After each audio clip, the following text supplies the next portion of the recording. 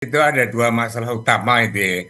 Jadi ada pembangkit utama di Pulau Jawa dan juga masalah pasokan dari batu bara yang dibutuhkan pembangkit tadi. Nah, tapi bergilir ini kan tidak hanya di Jawa itu ya. Pemadaman listrik di sejumlah wilayah tidak hanya merugikan pelaku usaha, namun juga aktivitas warga yang terhenti. Lalu apa sebenarnya penyebab dari pemadaman listrik bergilir di sejumlah wilayah di Indonesia jika Menteri ESDM Bahlil Lahadalia bilang stok batu bara aman dan telah memitigasi pemadaman listrik dengan PLN? Apa kemudian solusi terbaiknya? Kita akan bahas bersama dengan Ketua Komisi 12 DPR RI, fraksi Partai Golkar, Bambang Patijaya, dan pengamat ekonomi energi Universitas Gadjah Mada, Fahmi Radi. Selamat pagi Pak Bambang, Pak Fahmi. Selamat Selamat pagi. pagi, Mas. Ya, saya ke Pak Bambang terlebih dahulu. Pak Bambang, pemadaman masih terus terjadi di sejumlah daerah, kemudian masyarakat juga terus merugi akibat kejadian ini. Pak Bahlil bilang stok batu baranya aman, tapi masalahnya kemudian nggak nyampe ke PLN. Betulkah masalahnya hanya di sana? Ya, selamat pagi, Mas. Jadi sebetulnya informasi ini memang harus diluruskan ya. Kami sudah melakukan pengecekan baik kepada Dirjen Minerba dan juga kepada PLN itu sendiri. Sebetulnya apa sih yang sedang terjadi pada saat ini? Kok tiba-tiba di dalam seminggu terakhir ini ada keluhan daripada masyarakat bahwa listrik pada titik-titik tertentu di Pulau Jawa itu ada pemadaman secara bergilir seperti itu. Nah, jadi ada beberapa isu yang saya pikir perlu diluruskan. Yang pertama terkait dengan isu bahwa adanya kendala pada pasokan batu bara. Saya sudah cek kepada Dirjen Minerba, bahkan sudah diupdate informasi yang terbaru semalam. Dari Dirjen Minerba itu sudah memberikan penugasan kepada pemilik RKB untuk pemenuhan batu bara secara domestic market obligation (DMO) kepada PLN itu sudah sebesar 212 juta metrik ton.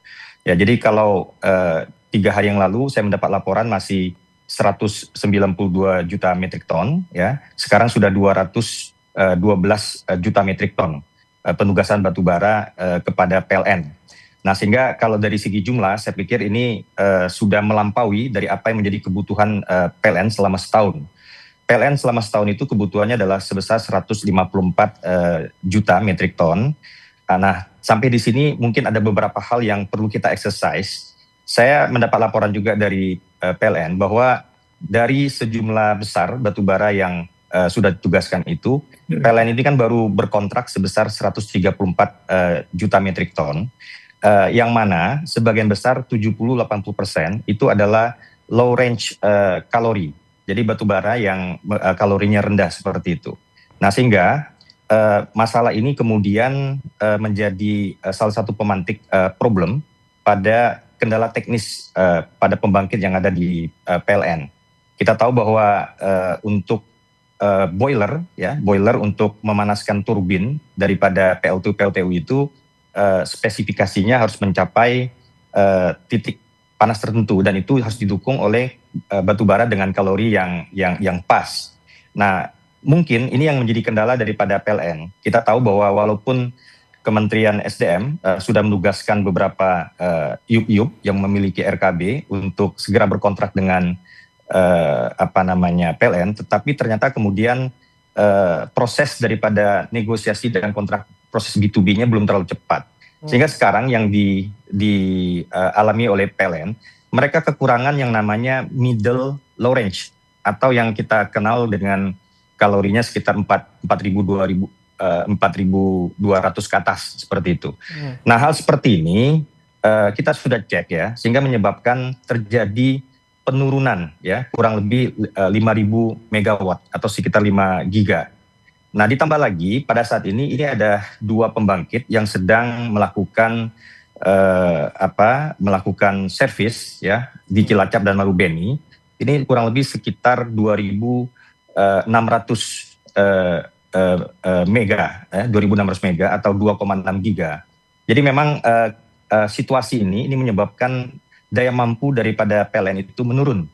Nah, sekarang kita berharap apa sih yang bisa dilakukan untuk cepat menangani masalah ini.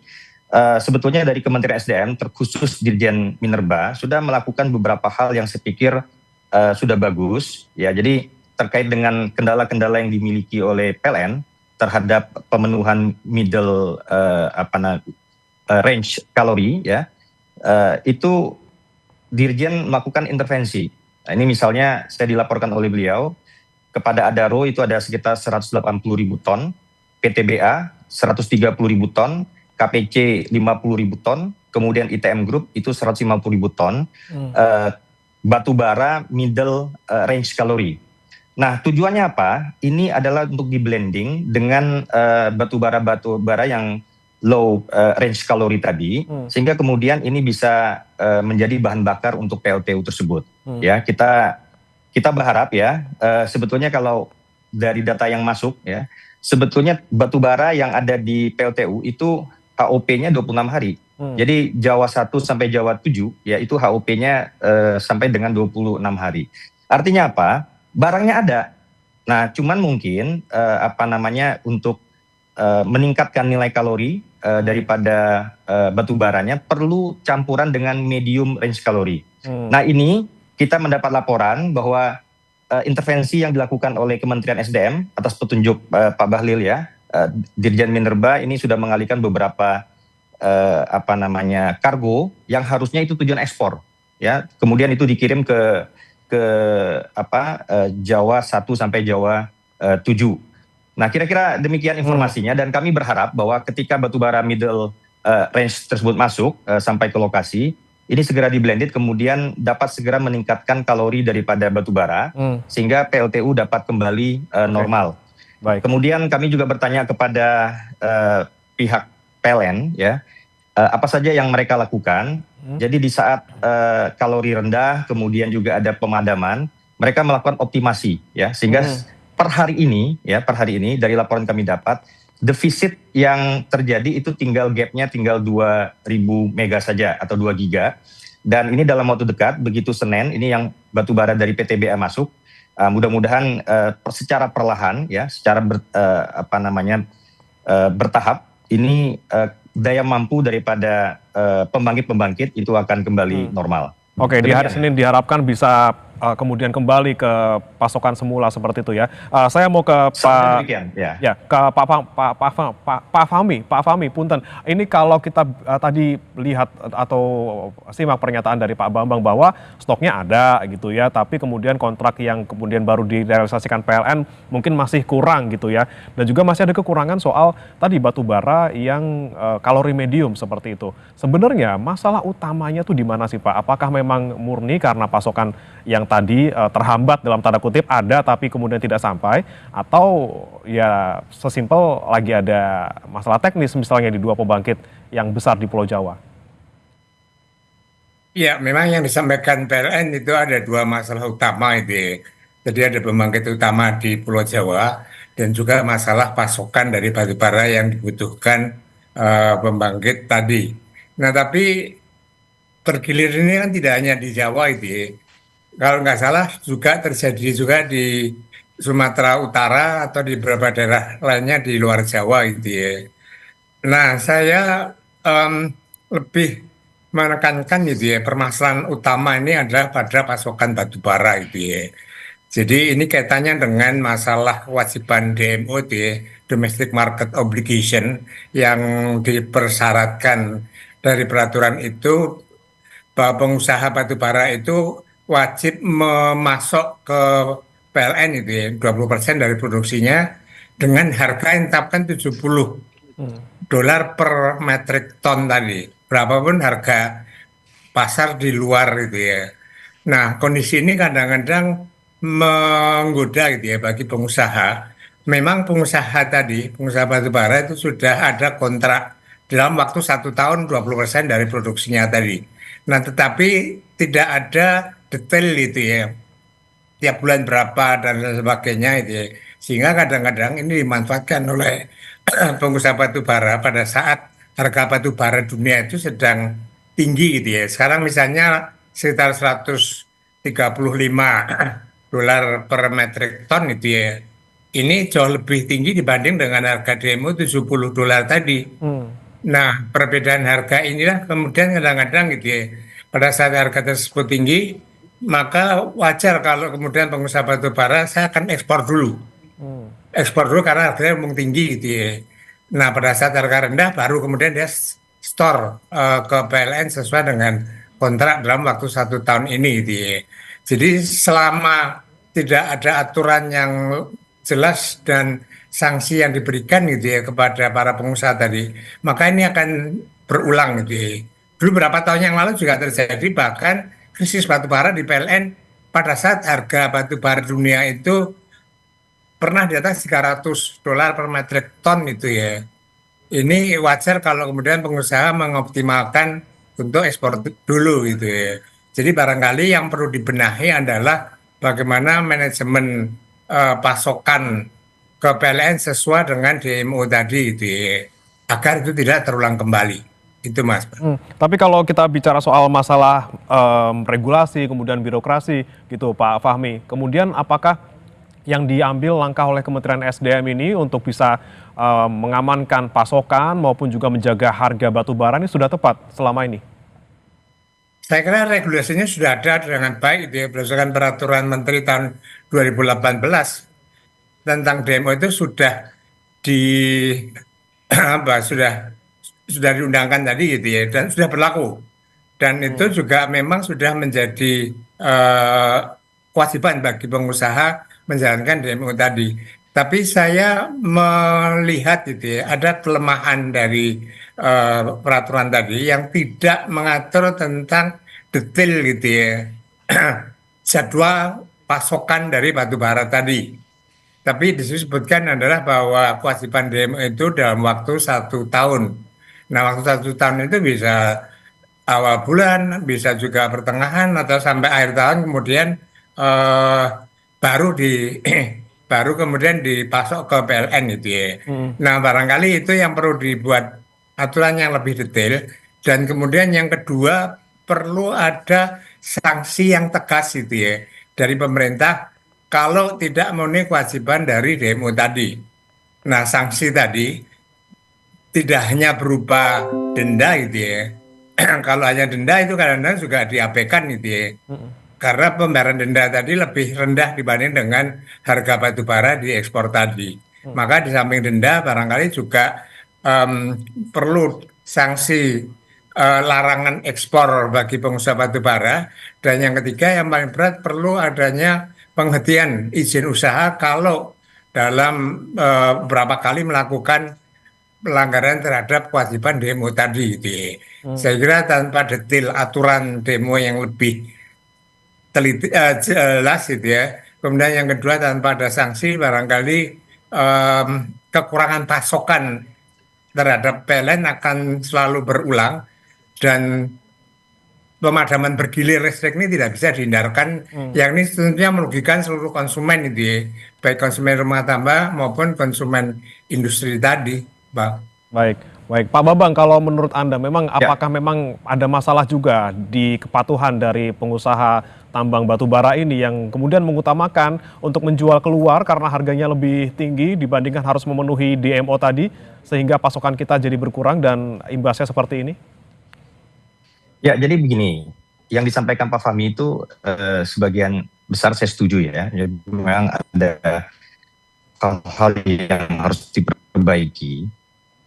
Kita melihat peristiwa yang terjadi pada saat ini sebetulnya mirip-mirip pernah terjadi itu pada 2021 2022 ya, 2021 akhir 2022 awal.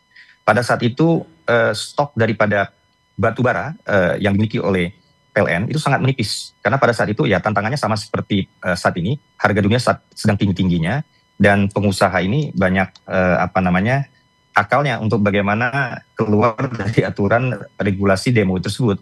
Nah, jadi saya pikir kita sudah belajar lah dari pengalaman seperti itu, maka kita harus meningkatkan beberapa hal. Jadi yang saya pikir yang harus dilakukan oleh PLN ini adalah bagaimana perbaikan tata kelola, ya, kemudian juga supply chain dia diatur dengan baik sehingga bagaimana tepat waktu, tepat kualitas dan juga tepat kuantitas. Sehingga dengan demikian hal-hal yang seperti ini ya seharusnya tidak terjadi lagi di masa yang datang gitu loh. Saya pikir yang sudah dilakukan oleh Kementerian SDM sudah cukup bagus ya, melakukan intervensi kepada beberapa IUP agar segera lebih dahulu mendahulukan kebutuhan dalam negeri ya. Jadi kita tunggulah ya, ini dalam waktu dekat bagaimana proses pemulihan ini, dan kami juga mendorong agar proses maintenance atau perbaikan dua pembangkit yang besar Cilacap dan Marubeni itu segera dapat selesai juga, sehingga dengan demikian kita dapat fokus kepada hal-hal yang lebih produktif ya, kira-kira seperti itu. Baik, baik. Saya kembali ke Pak Fahmi. Pak Fahmi, ini kita tahu bahwa ada 56% gitu pasokan listrik di Jawa, kemudian Madura dan juga Bali ini sumbernya dari PLTU batubara gitu ya. Dengan kondisi yang saat ini gitu Pak, harga batubara sedang tinggi, kemudian juga mungkin ada masalah tata kelola gitu di dalam misalnya pendistribusian batubara maupun misalnya perjanjian kontrak dengan pengusaha batubara. Bagaimana kita bisa keluar dari masalah ini untuk ketergantungan kita listrik terhadap PLTU batubara? Ya, saya kira aturan tentang DMO tadi itu perlu ditinjau kembali gitu ya. Yang pertama yang perlu ditinjau di aturan tadi itu terkait dengan masalah kewajiban DMO tadi gitu ya. Sebanyak 20% tadi. Nah, kemudian di situ pemerintah dalam hal ini Kementerian SDM itu ya, itu benar-benar melakukan monitoring, punya monitoring sistem tadi, bahwa para pengusaha batu bara tadi itu memenuhi 20% dari usahanya tadi.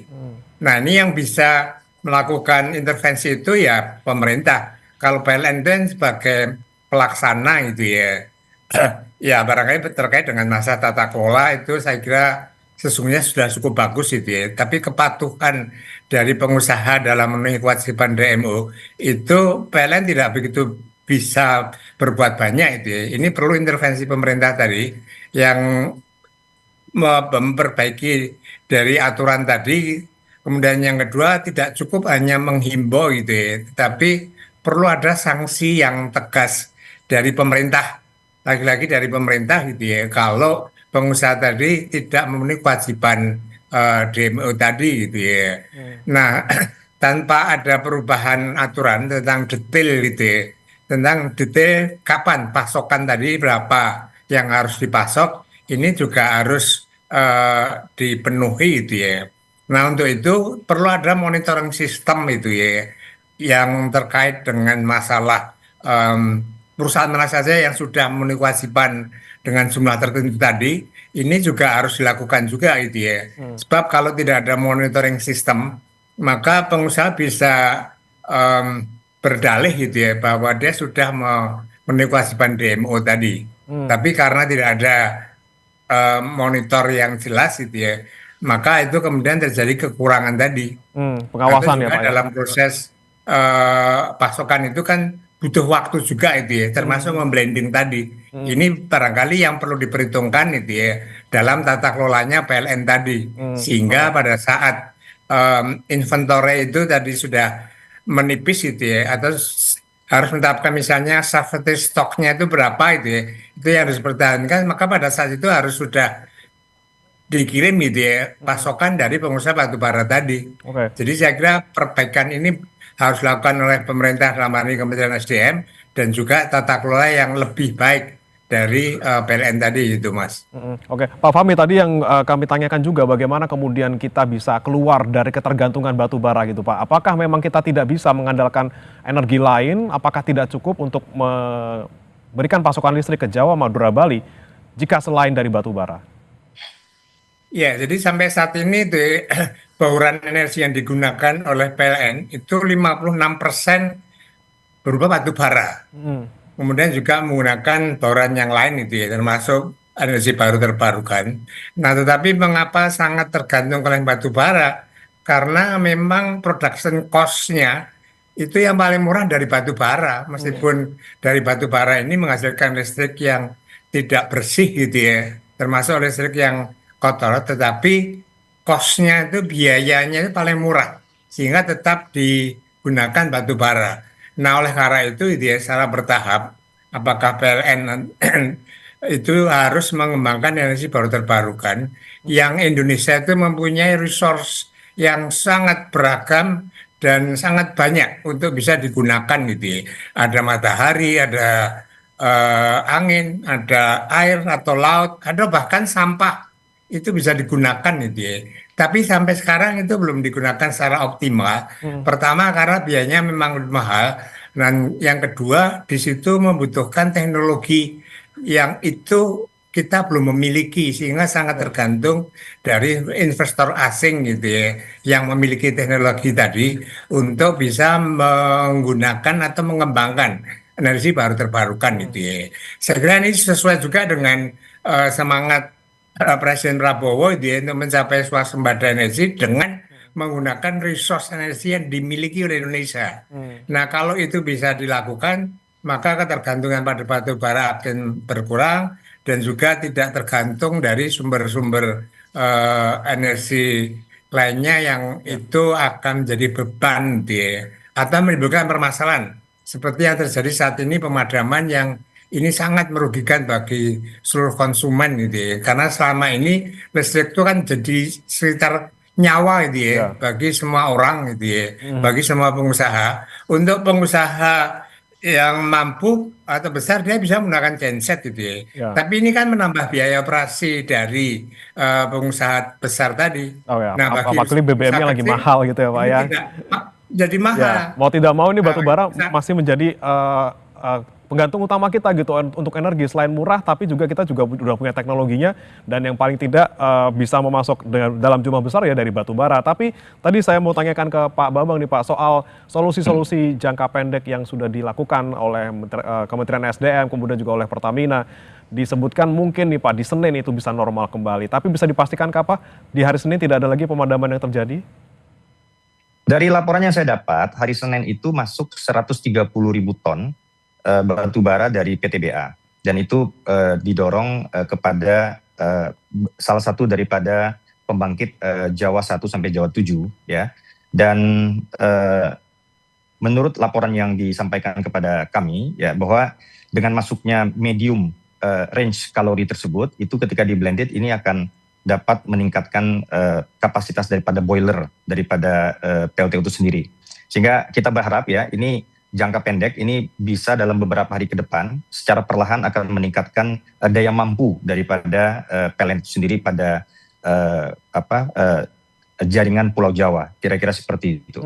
Dan saya tertarik tadi menambahkan sedikit dari penjelasan Pak Fahmi terkait dengan kenapa pada saat ini kita kok masih tergantung dengan PLTU ya. Bahwa selain PLTU ini dengan batu bara yang harga terjangkau dan kita memiliki bahan bakunya, salah satu keunggulan daripada PLTU ini karena dia base load. Base load ini artinya apa? Bahwa dia mampu berproduksi daya mampunya dengan stabil. Nah, sementara beberapa sumber-sumber yang tadi sudah sampaikan itu adalah kecenderungannya dengan intermittent. Intermittent artinya memiliki waktu yang tidak menentu. Kadang-kadang dia tinggi, kadang-kadang dia rendah. Contoh seperti listrik yang dihasilkan dari PLTS. Ini kan dalam sehari maksimum koefisien faktornya cuma 4 jam. Jadi kalau pagi seperti ini dia belum memiliki daya mampu, daya listrik. Kemudian sore juga demikian. Nah, keunggulan daripada PLTU adalah karena dia base load seperti itu. Nah, memang di dalam RUPTL Indonesia sampai 2034 kita akan membangun sekitar 76% itu energi kita berasalkan dari energi baru terbarukan. Yang antara lain bauran dari beberapa energi baru terbarukan dan juga kita mengembangkan yang namanya BESS, Battery Energy Storage System. Sehingga dengan demikian BESS ini nanti akan mengatasi problem intermittent yang tadi disampaikan ya. Nah, dengan demikian kita berharap bahwa dengan pengembangan yang lain seperti misalnya yang agak kekhususan daripada energi baru terbarukan yang memiliki base load itu paling hanya panas bumi ya, kemudian juga nuklir. Nah, sehingga pada dua jenis pembangkit ini mungkin ke depan dapat lebih kita optimalkan dan semua itu sudah dapat kita akomodir di dalam RUPTL Indonesia sampai 2034. Nah, mudah-mudahan dalam jangka pendek ini semua problem-problem yang sudah sama-sama kita tahu, yang Pak Fahmi juga sudah ulas dan juga kita sudah baca di media. Ya kira-kira seperti itulah, bahwa masalah ini kita berharap bahwa dari PLN akan memperbaiki tata kelola mereka, ya, supply chain mereka. Kemudian juga kita berharap Pak Fahmi, dari perbaikan tata kelola ini kan sebetulnya bagaimana dari penugasan-penugasan yang sudah diberikan oleh Kementerian SDM kepada para pemegang RKB itu segera dapat dilakukan secara jelas proses P2B-nya, sehingga dengan demikian di dalam supply chain-nya itu ada yang namanya jaminan ketepatan waktu, jaminan ketepatan kualitas, dan jaminan ketepatan jumlah. Sehingga dengan demikian kita berharap bahwa dengan perbaikan-perbaikan yang harusnya segera dilakukan oleh PLN, ini dapat memperbaiki kinerjanya. Dan mungkin nanti juga di dalam perbaikan power plant yang akan datang, ini dapat memiliki jadwal-jadwal yang lebih bagus, ya, jangan bertabrakan seperti ini. Oke. Kira-kira demikian, Mas. Pak Bambang, singkat saja terakhir Pak, soal ini masyarakat kan mendapatkan dampaknya gitu tadi, kerugian baik dari pengusaha, kemudian UMKM, bahkan rumah tangga itu merugi karena ada pemadaman ini. Apa yang bisa Anda dorong ke pemerintah paling tidak, ataupun misalnya pemerintah ke PLN gitu, bagaimana bisa memberikan kompensasi kepada masyarakat, maupun paling tidak kasih tahu lah kalau ada pemadaman bergilir biar mereka bisa siap-siap seperti itu. Nah, memang saya pikir yang diperlukan sekarang ini kan keterbukaan informasi yang lebih cepat dan lebih jelas yang dapat disampaikan kepada masyarakat. Memang terkait dengan akses pemadaman ini kan beberapa masyarakat melaporkan beberapa keluhan-keluhan. Sehingga dengan demikian kami berharap bahwa ke depan PLN dapat lebih komunikatif dan lebih transparan di dalam menyampaikan kepada masyarakat terkait dengan problem-problem yang mereka atasi. Karena dengan demikian masyarakat juga dapat mengantisipasi. Terkait dengan kompensasi dan sebagainya, saya pikir saya belum tahu regulasinya seperti apa, tetapi dengan menginformasikan kepada masyarakat, ya, terkait dengan informasi pemadaman, masyarakat kadang-kadang bisa paham juga terkait dengan situasi yang dihadapi jika memang itu teknis, ya, seperti itu, sehingga dapat diatasi dan diantisipasi. Dengan demikian kita berharap bahwa ini merupakan pembelajaran bagi kita semua, kepada PLN juga, sehingga dengan demikian semua akan dapat beroperasi dengan lebih baik dan lebih melayani kepada masyarakat. Baik, demikian, Mas. Baik, komunikasi dengan masyarakat, kemudian bagaimana mengubah ataupun memperbaiki tata kelola, supply chain, kemudian juga mengawasi bagaimana kemudian kontrak dari perusahaan tambang batubara ini supaya bisa memenuhi DMO gitu ya, supaya pasokan kita tidak berkurang dan pemadaman listrik kembali terjadi. Kita harapkan tidak terjadi lagi. Hari Senin kita harapkan juga menjadi momentum kita juga untuk bisa paling tidak jangan sampailah pemadaman terjadi lagi dan semuanya akan kembali lebih baik. Terima kasih Pak Bambang Patijaya, Ketua Komisi 12 DPR RI fraksi Golkar, dan juga ada Pak Fahmi Radi, pengamat ekonomi energi UGM, sudah bergabung di Sapa Indonesia Pagi. Selamat pagi Bapak-bapak.